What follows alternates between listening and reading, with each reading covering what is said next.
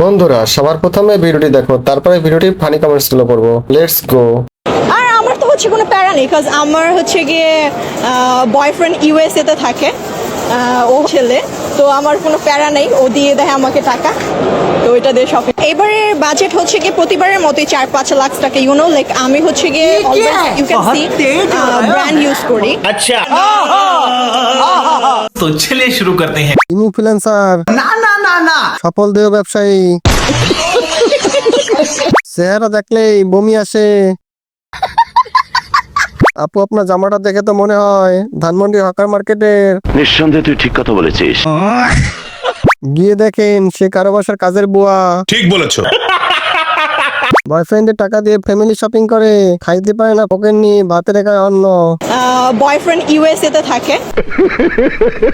উনি যে সফল দেহ ব্যবসা করে এটা বুঝলাম, চেহারা দেখে আমি হেগে দিলাম।